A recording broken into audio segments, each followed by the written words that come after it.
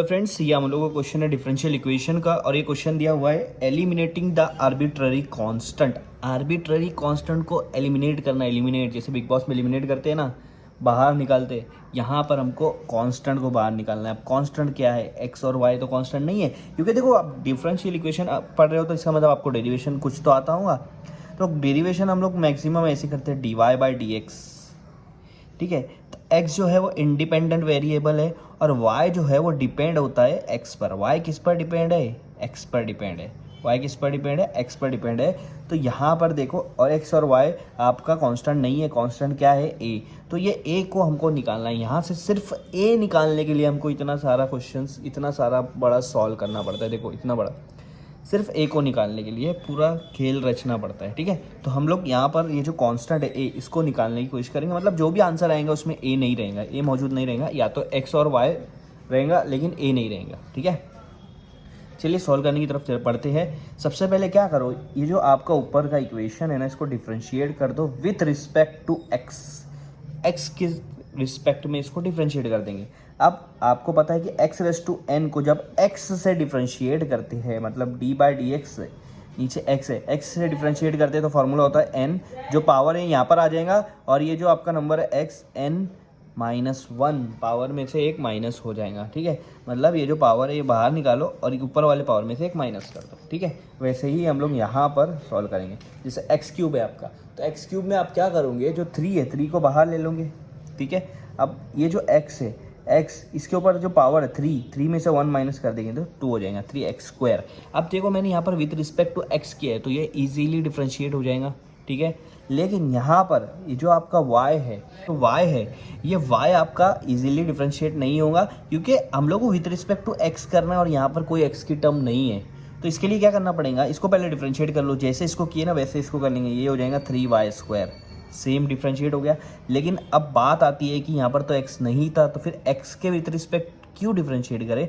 तो जब ऐसा करना होता है, जब कोई बाहर की चीज़ को आप x के विथ रिस्पेक्ट टू डिफ्रेंशिएट कर रहे हो, तो वहाँ पर ये वाला देख, ये जो है इसको हम लोग वापस लिख के उसको x से डिफ्रेंशिएट करेंगे, d y by d x. तो यहाँ एक्स्ट्रा ये टर्म आ गया d y by d x, क्यों? क्योंकि y था, x नहीं था। x था तो यहाँ पर d y by d x नहीं आएगा, क्योंकि यहाँ पर उसका आंसर 1 हो जाएगा।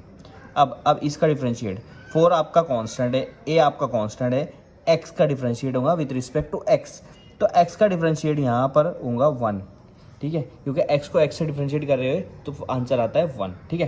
तो ये आपका सॉल्व हो गया 3x square plus 3y square d y by d x is equal to 4a।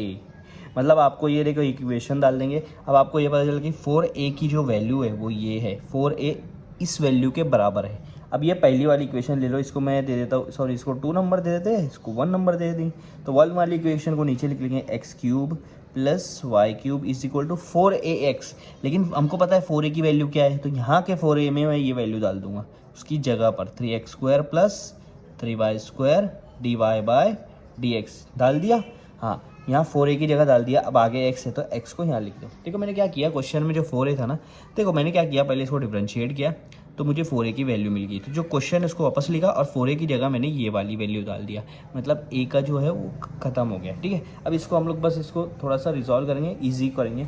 तो क्या करेंगे, इसको x cube plus y cube, 3x square जब x से मल्टीप्लाई होगा तो 3x क्यूब हो जाएगा, ठीक है, प्लस और ये वाला टर्म जब x से मल्टीप्लाई होगा तो ये हो जाएगा 3xy square d y by d x, ठीक है। अब सब टर्म को एक तरफ लेके आऊँगा, या तो लेफ्ट साइड जाओ या तो राइट साइड लेके आओ। तो मैं राइट साइड लेके जाऊँगा क्योंकि इधर वाला ये जो है बड़ा है। तो 3x क्यूब वहीं का वहीं रहेगा।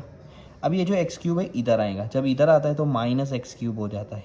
क्या हो जाता है? माइनस एक्स क्यूब, क्योंकि इधर प्लस है। उसके बाद 3xy स्क्वायर वैसा का वैसा रहेगा, d y by d x, ठीक है।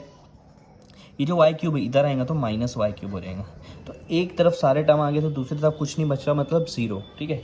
अब देखो ये भी x क्यूब वाला टर्म है, ये भी x क्यूब वाला टर्म है, तो ये प्लस माइनस कर सकते हैं, 3x क्यूब और ये 1x क्यूब। तो 3 में से 1 गया तो क्या बचेगा, 2x क्यूब। बहुत बच्चे क्या करते हैं, x cube minus x cube 0 कर देंगे, ऐसा नहीं होता है।